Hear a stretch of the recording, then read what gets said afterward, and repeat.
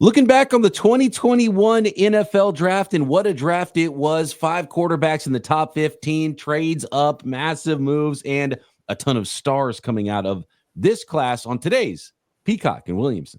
NFL analyst Brian Peacock and former NFL scout Matt Williamson bring you expert NFL analysis every day in less than 30 minutes. Get an inside look at the NFL on the field and in the front office with elite breakdowns to next-level analysis and in-depth information only for the real NFL fans. This is Peacock and Williamson, and it starts now.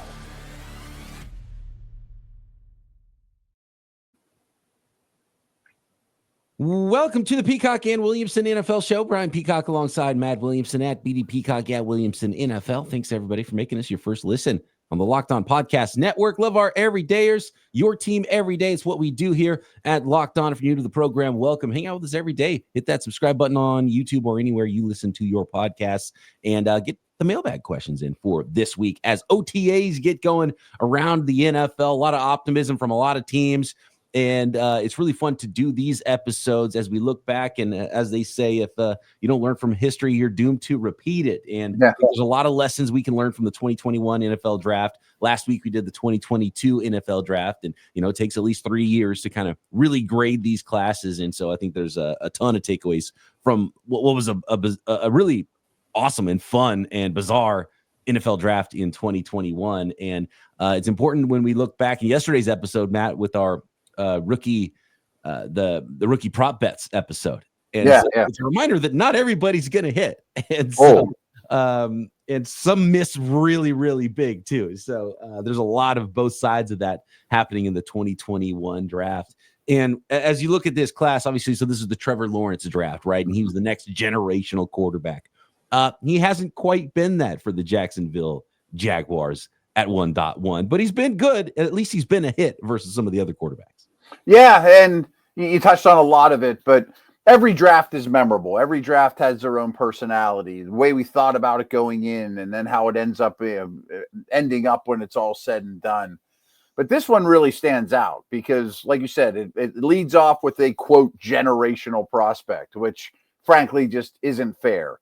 And then a lot of quarterback action. Your Niners trading up to 3 is a big deal. I mean, the tight end goes highly, very, very early. The Bengals kind of have this historic choice of Chase or Sewell. We need them both. And a heavily influenced COVID draft as well. Heavy star power. But like every draft, you'll see some bad misses too, especially in like the mid-teen neighborhood. And they too ended up producing some stars too. So really fun class to discuss. I'm excited to dig in. Absolutely. And look, maybe over expectations, but Trevor Lawrence has been a good NFL quarterback. Yeah. He has gotten into his second contract. So you can't call that a bust or a miss, even if he hasn't ended up being the generational guy. What's your takeaway after, seeing Trevor Lawrence on the field for 4 years now in the NFL? Yeah, I get some heat from people because I'm still more of a believer than most. And I do recognize that there's been plenty of down moments. I think that it's easy to make excuses for him, but it's about time to stop making excuses for him. I think this year is absolutely pivotal in his career. And I wish I came up with this example too, but there's been a lot of quarterbacks. Like Matthew Stafford is the one that really comes to mind. That 4 or 5 years into Matthew Stafford's career with a not so great organization, he's all right, but he's not really first overall type guy. There's a lot more to be written here with him. I mean, let's talk about the 31-year-old Trevor Lawrence. It could be a lot different than this version, Right. And a fairly young guy, even though he jumped onto the scene at Clemson, won a lot of games early. He was only 21 years old when he was drafted. Story not done being written when we talk about the approximate values and, what the total worth has been according to Pro Football Reference. And I just, as just a shorthand view of what players have done throughout their career per season, they give an AV, which is an approximate value of how valuable that player has been. And, for quarterbacks, they're pretty valuable. So Trevor Lawrence is up there. He's definitely not at the top. We'll talk about who is at the top this draft was really strange. And the COVID year was a big part of it. And obviously the third pick was one of the really huge moves in this draft with the Niners moving up from 12 up to number 3. But pick 2, the Zach Wilson, they moved up way ahead of time, right? Like it was 6th. Okay, yeah. okay. I was saying I knew it was well before the draft. I didn't realize it was like a month before the draft. Okay. Oh yeah, like we could probably do a whole episode. You've done 8 million episodes on this, right? Alone. Yeah. But I don't want to skip over number 2. No. For sure has been a bust for the New York Jets. He's bouncing around the league now, kind of hitting that journeyman status of what he's probably going to be in his NFL career. But the thing I think about that was strange about this class is how Zach Wilson was sort of late to the party. We all knew Trevor Lawrence going into that 2020 season, even though it was Lawrence and Fields. You know, they were the big names at that point. They were the 1 and 2, the big guys. Yep. Super talented, big recruits. Zach Wilson kind of came out of nowhere. BYU had all these, awkward arm angles, and he was a really fun player. And it was like, oh, he's going to be the second pick. And there was almost no conversation about it. I know. And frankly, looking back on it, I'm kind of right, kind of wrong. I mean, Fields was my 2. I never really saw it with Zach Wilson, but I think I mentioned this a lot. Like, someone should write a book about the history of the draft. And I think this is about when the Pat Mahomes effect started taking its toll on the draft. Like, we need guys that can move around and improvise and throw from awkward arm angles. We need a Mahomes-like prospect. And that was thrown around with Wilson, but I remember watching him going, he's got all these 26-year-olds blocking for him. He's got like 8 seconds to throw. No wonder he's doing stuff against bad competition. Like, he's got it easy, man. It looked too easy because it was. Yeah. And I think there was part of that with Trey Lance. And like, how many pitfalls did the 49ers check off the list of mistakes you can make in a draft with the Trey Lance move in 2021? First of all, trading up, thinking you know better than everybody else is usually a tough move. And spending not only the next year's first, they traded 12 in 21, then the 22 and 23 first-round picks. So they spent 3 total first-round picks on Trey Lance, plus a third-round pick to go all the way up with the Dolphins at the Dolphins, too. I have a problem with what the Dolphins did. Yeah, trade down was massive. But they and so they traded up so early, and I wonder if this would have happened if it wasn't for that COVID season, because multiple things happened because of the COVID stuff. First of all, just the entire world became virtual. And I think people started talking themselves into a lot of things. And it wasn't the right option. Spent too much time alone. And all right. And Kyle Shanahan's at home and John Lynch is at home, and they just talked themselves into something. And they loved the Zoom interviews with Trey Lance, but it wasn't a normal season. It wasn't a normal draft season. So you didn't even have the normal draft prep that you would have in a regular year. So they actually spent more resources on a year where you had less information. And Trey Lance didn't even play that season. That's to say, like, Lance and Richardson just didn't play enough football. At least Richardson played the year before he was drafted. Exactly. Lance didn't play that year, played 1 year of college football the year before, and had the fewest reps of any quarterback we've seen. And I think small, right. I kind of crowdsourced this, and let us know at BD Peacock at Williamson NFL in the YouTube comments. I was trying to think at the time, it was like you couldn't even think of a quarterback drafted in the first round, let alone drafted period, that didn't play the year before. And someone came up with Matt Castle because he was Matt Leinert's backup. He was backup. That's a good point. But he was a 7th round pick. Right. Bring it up. You spent 3 first-round picks to get a guy who's played 1 season of football, and his high school football was like a weird small school. It was like 7-on-7 or, Yeah. It was. Indian football, whatever it was. Crazy, yeah, and he was under-recruited for that reason. And there was a lot to like about people wanted to recruit him as like a safety or a linebacker. I mean, they didn't even recruit him to play quarterback. Yeah, he's a Minnesota guy, and the Gophers wanted him to be a different position or something like that. Yeah. Where he was. And so much speculation. And the Niners traded up. They spent so much to move up so early, March 26th, and they weren't sure even who they were going to take at that time. That's the thing. It's not like I had to trade up for this dude. It was like Mac Jones or Lance, or such an unnecessary risk. And because this is what could happen. And the fact that they still have their jobs in San Francisco is pretty phenomenal. Mm-hmm. And it's a lot. It's maybe all because of they ended up hitting the 7th round pick the next year in Brock Purdy, who just got paid. And we talked history could be a lot different. Right. So they missed on this one, but got the guy who had the most AV, the highest approximate value from the follow draft they got in the 7th round. It's pretty unbelievable how it really that is. went together. In the end, would you give up 3 firsts and the last pick in the draft for Brock Purdy? No, but you'd get, at least you redeemed yourself in a massive way. Yeah, if Lance just turned out to be Brock Purdy, it would have been okay. Or if you had a first round pick. But what's fascinating is the guy that they were. Actually, Lawrence is kind of Brock Purdy right now. Yeah. You know what I mean? Like, they're in the same tier. Like, we would, but you didn't give 3 firsts, but he was, first pick in the draft, What's fascinating is it was between Mac Jones and Trey Lance. And Mac Jones is now the backup to Brock Purdy in San Francisco because the 49ers ended up signing him as a free agent. And so Shanahan liked him then, likes him now, and right, yeah. Yeah, where he should be, a backup quarterback. I was definitely lower on him than everybody else, including the Patriots. So more on where Mac Jones went, how his career has gone.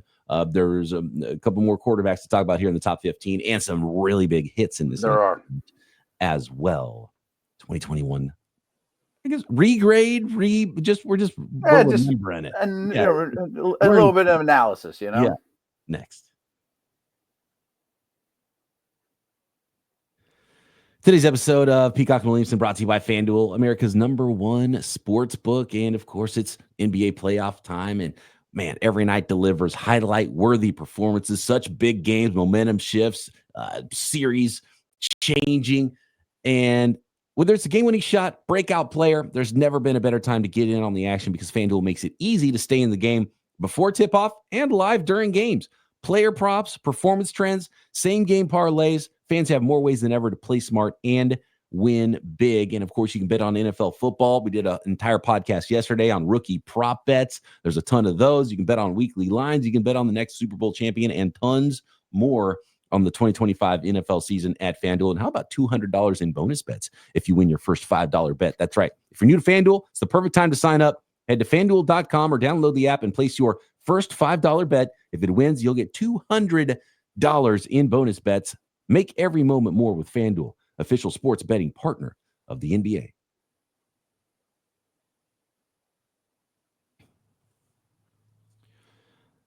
So far, another bust of a draft pick in the 4th selection of the first round of the 2021 draft in Atlanta Falcons tight end Kyle Pitts. Now, he hasn't been a total disaster and actually started to look good originally, as some of these guys did, but then it's just kind of never quite hit as you expected for Kyle Pitts so far in the NFL.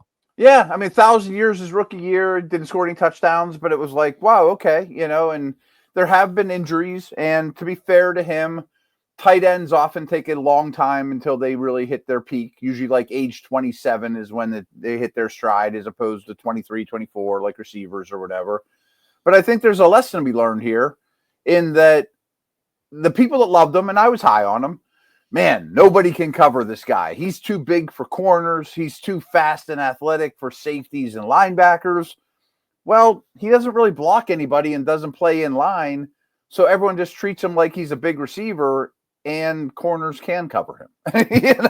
They're really good at coverage at this level. Yeah. And that's the whole, are you a tweener or are you versatile debate? And sometimes a guy that looks really versatile, you realize he's actually kind of a tweener. And I think that's kind of been part of the story for Kyle Pitts. But again, not done being written and not a complete bust of a player at all, but not quite the player we thought he might be, number 4 overall in 2021. Of course, the Falcons are looking at these next couple picks going, what we could have had. Right. Yeah. And Jamar Chase ends up going to the Cincinnati Bengals. You mentioned the Chase versus Sewell, and I always think of, and it gets brought up every year now with different teams, but especially with Bengals fans. And there was a famous meme on Twitter where it's a picture of Joe Burrow, and it says, Penei Sewell, and Joe Burrow's getting ready to throw the ball, and the wide receiver, it says anyone.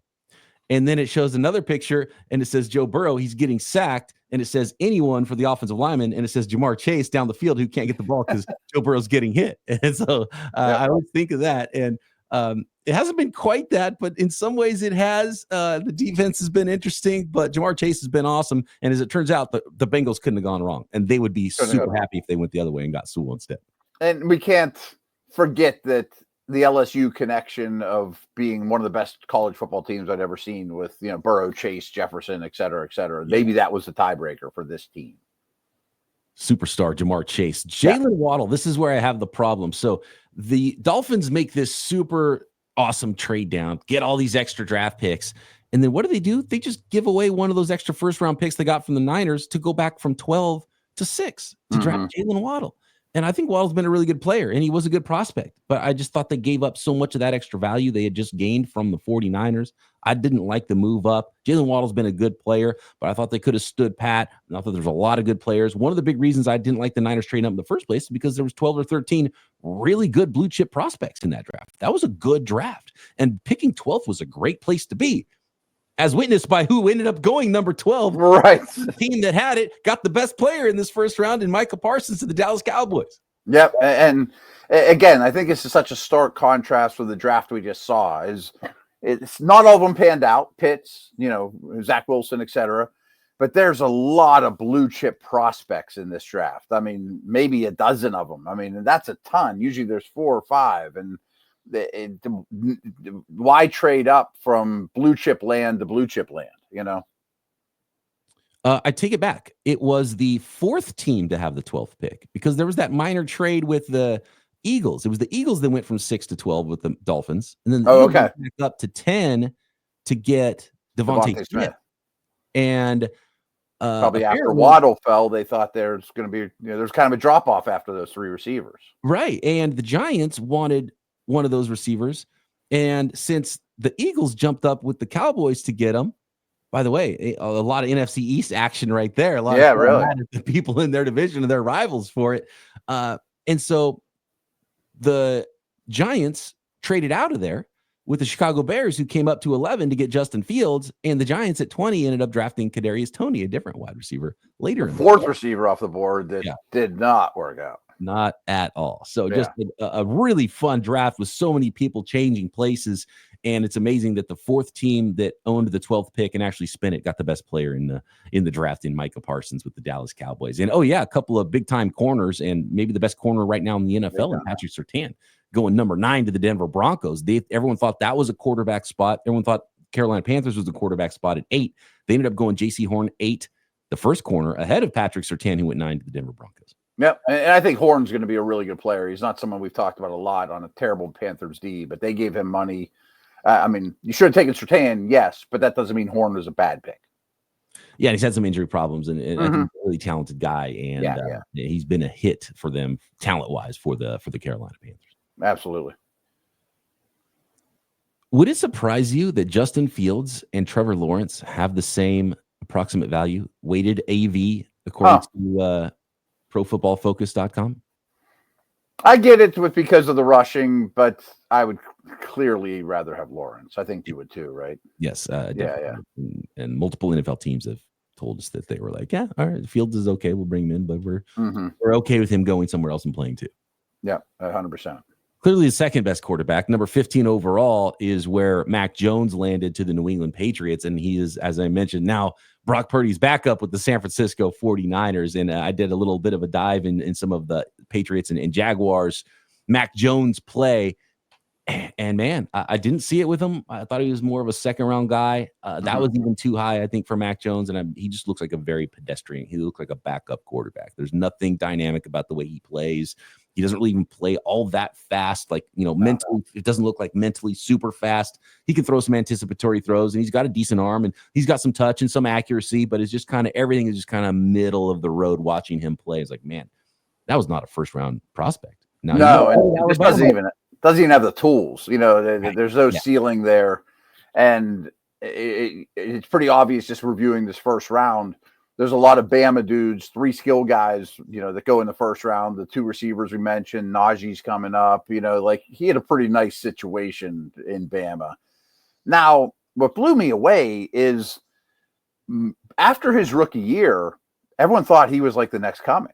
Like he had a pretty good rookie year, or at least the first 12 games or so. Like he took the world by storm. Oh man, they just got their next Brady. Like there was crazy narrative around him. And then he became what he is. Yeah, he was okay last year for the Jags. But he was, I think, he was a Pro Bowl alternate in guys. Yeah, didn't play, and so he ended up actually playing the Pro Bowl his rookie year, Mac Jones, and it's gotten worse. Definitely, that was completion percentage, yards, touchdown to interception ratio. He's been basically 50-50 touchdowns to interceptions since that first year of his career. Everything got worse after year one for Mac Jones. Maybe he can be a Shanahan reclamation project and he's the next Sam Darnold, but he's just not as physically talented as Sam Darnold. No, I think he's a really good number 2 in a perfect system now, Before Mac Jones, a couple of really good offensive linemen. Rashawn Slater went to the Chargers at 13. Elijah Vera Tucker, guard, to the New York Jets at 14. Then some very Then we get into nasty land here. Yeah, there was a lot of talent there, and those teams at 12, 13. And the ones that were able to bob and weave and miss those busts. There were some star players there in the top 15. This draft, especially the top 13 of this draft, and things super quick though. We kind of brushed over Micah Parsons, but I'm sure people are like, "How did that guy last to 12?" Well, he didn't play his last year either. And neither did Sewell, neither did Chase. There was a lot of these dudes that just didn't play in the COVID year. And Micah Parsons was evaluated more as an off-ball linebacker, right? And which is what you knew he had that ability to rush the passer, and he was just a freak of nature athlete. But nobody really knew. And it was like, is he that instinctive as a linebacker? And that's how he ended up falling to pick number 12. But everybody knew how talented he was. And then got to the NFL level, and he still played some off-ball linebacker as a rookie. And you realize he's too valuable and too good. He is now a defensive end, and then now that's what he is. I mean, obviously, he was a really good linebacker for Penn State, but shouldn't they have kept him at D end? He was a D end in high school. I've watched his high school highlights. He was a running back in D end and a force of nature in high school. He's just not that big or long, and right. You look at the profile and like, oh, he's a big off-ball linebacker or an undersized, edge. And he's actually kind of an outlier as far as his length, as far as being just a complete stud edge rusher in the NFL, just because he's so athletic and powerful and changing directions. And by the way, not surprising, number 1 in approximate value out of this draft class. Adds up. Yep. So gets weird. Second half of round 1, and some other players who have done very well for their NFL teams outside of round 1 to finish up the 2021 NFL Draft Regrade Review next.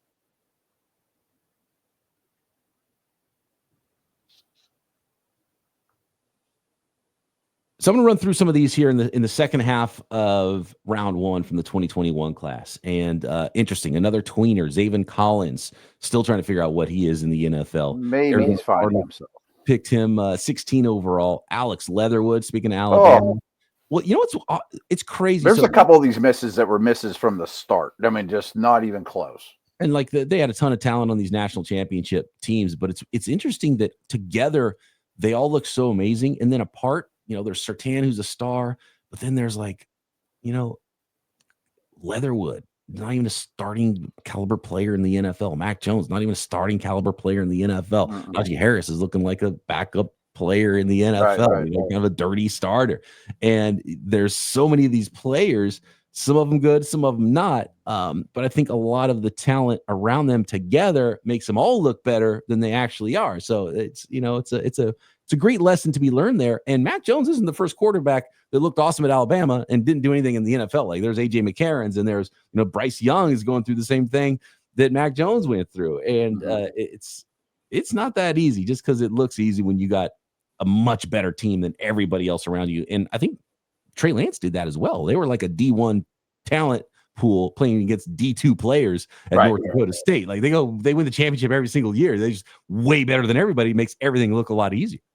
100%. And this area of the draft, kind of starting with Mac Jones, but really starting with Leatherwood.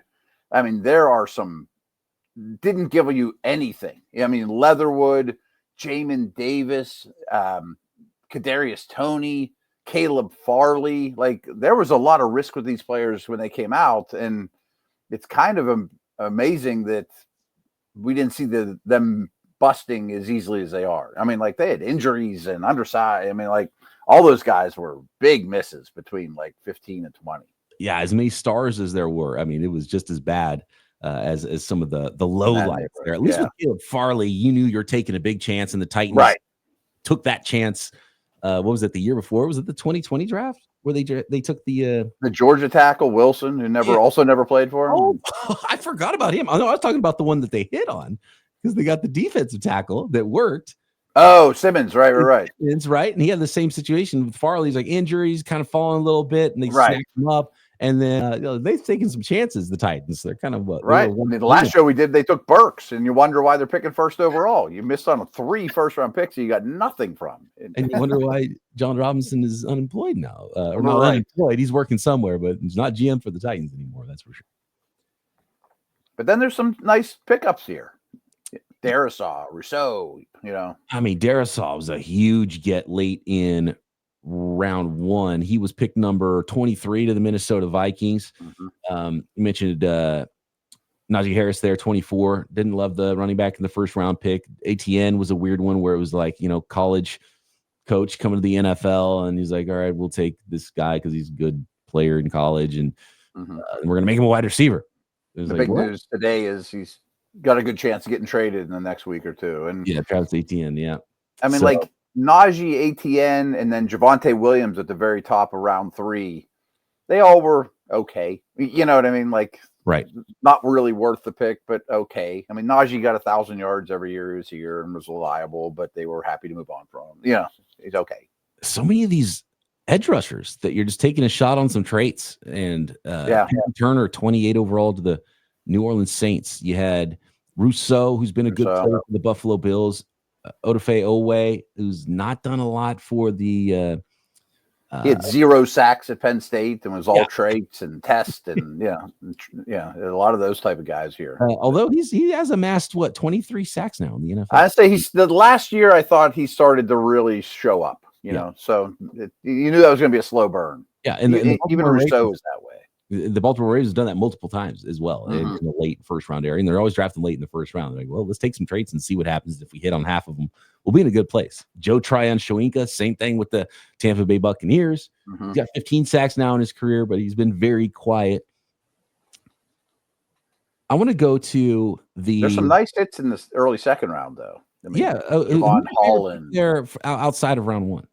Javon Holland really stands out. Landon Dickerson's a star. I know that injuries or his medical conditions have been a problem, but Christian Barmore has absolutely been a hit when he's been on the field. I think that's a good one.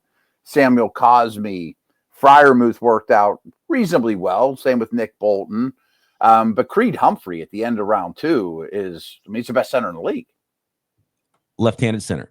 Yeah, which is weird. And they're like, can't draft a left-handed center. And you're like, well, why? I bet the quarterback will get used to it. Oh, that's right. It didn't matter. And so that's pretty unbelievable. He's like, well, I'll just snap right-handed if you really need me to. It's one of those weird NFL things where you look back and you're like, that's enough to keep him out of round 1. Yeah. Why you do it? Why you drafting a running back at 24 when you could just get a insanely studly center? Oh, he's a left-handed center. Can't do that. So let's draft whatever else here.